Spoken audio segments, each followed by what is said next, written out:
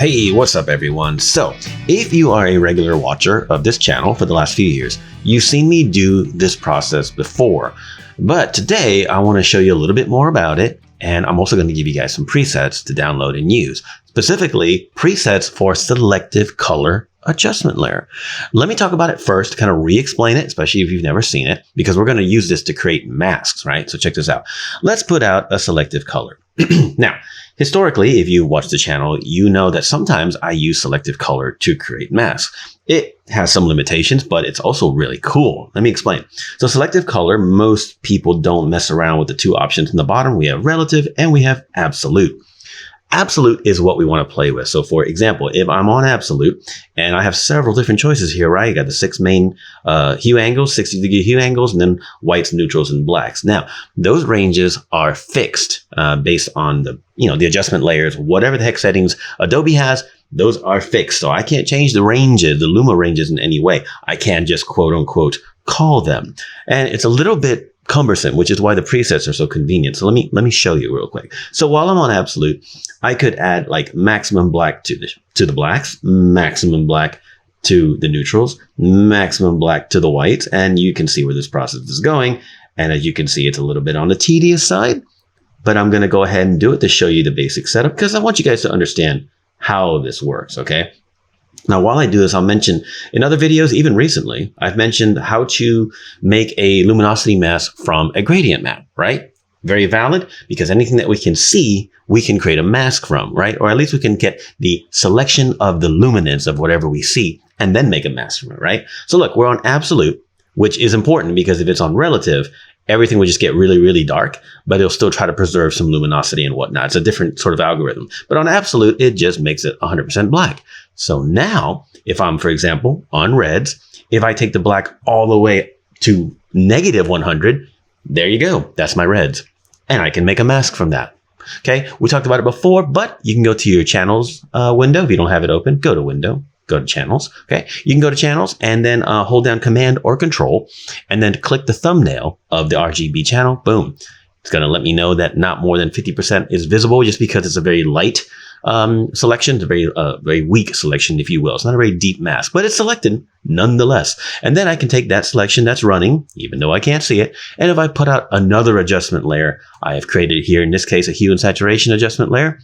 And let me turn off my selective color. And I have a mask here that then I can, increase the saturation of the reds or decrease it, right? Cool way to make a mask for the reds. There's other ways, sure.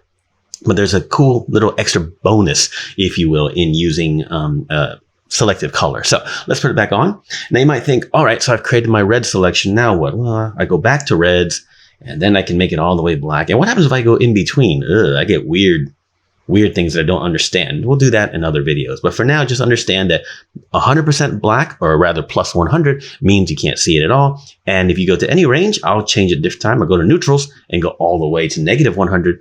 And there's our neutrals mask, right? Which we can select and do different things with. But here is what I've done to make life a little bit easier for you guys. And I've added one little extra preset that's also something we mentioned about. If we go to our presets here, boom, we have all of these, which you can download. Link below in the description, assuming you're watching this on YouTube. Download these presets and you can have them here. How is that useful? Well, for one, we have the very first one called All Black Start. You choose that, it sets it to absolute and makes everything 100 or plus 100 black. So then you can decide what range you want to do, right? Keep in mind too, that if you come, for example, here to reds and make it sort of negative 100, and then for some reason go to blues and make it negative 100. Now you've done a mask of reds and blues, right? And instead of having to reset all the sliders, come back to the presets, all black start. You can manually make these. But as you saw already, on the presets, we have blues, we have cyans, greens, which you won't see on this image. You won't see it on most, to be honest. The highlights, the magentas, again, you won't see too much of that. The midtones. Now, we have red as well, but this one, Sat Mask C. This is the little extra one I threw in there. Using this method, we can also make a saturation mask. Okay, we've done that in other videos. And so this is a saturation mask, and it's called C because it uses chroma data effectively. Okay, it does not account for luminosity data, which can kind of muddy up your saturation mask, sort of. We've gone over it in other videos. I really recommend that you look at those to kind of get the full analysis of that. But what's cool is that this is a saturation mask. So if you need a fast saturation mask that's only pulling from chroma information, boom, we have a preset for you there. On top of that, I created some others other than shadows and yellows. I created blues and cyans because honestly, when we need to select blue water or blue sky, most of the time we need both. So this one accounts for both, right? You can do them individually. You can do them individually up here, cyans and blues, but we have blues and cyans.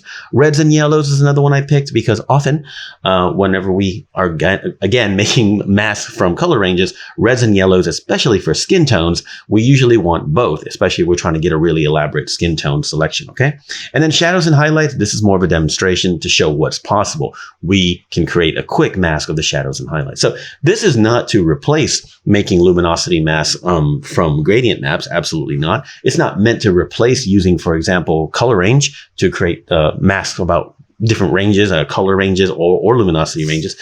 It's not necessary to replace that. It's just a fast way of doing it. And as you start mixing and matching, not just the presets, but for example, saturation mask chroma, right? This one, as you can see, the blues and the greens and the yellows, basically all the color ranges, that mask being at -100 black is showing everything. But what's missing? What's missing is whites, neutrals, and blacks. Those have been completely blacked out.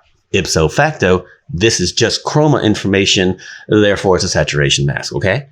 Does that make sense? So using selective color to create selections, not something I invented, but definitely not uncommon. It's just not super, super common, so a lot of people don't think about it.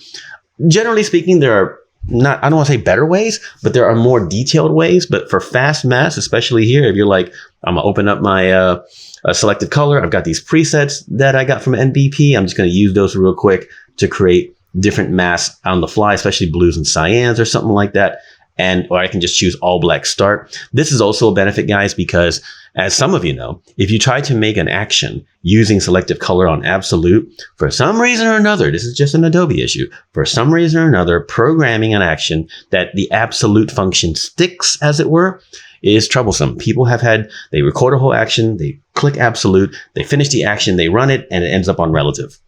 It's just one of those Adobe quirks for a long time now. We don't know why. You can fix it. You have to redo the action or go back into every little step and modify wherever you need it to be absolute. It's a pain, but you don't have to worry about that if you have these cool presets. You don't have to make an entire action. You're ready to go to use selective color for selections.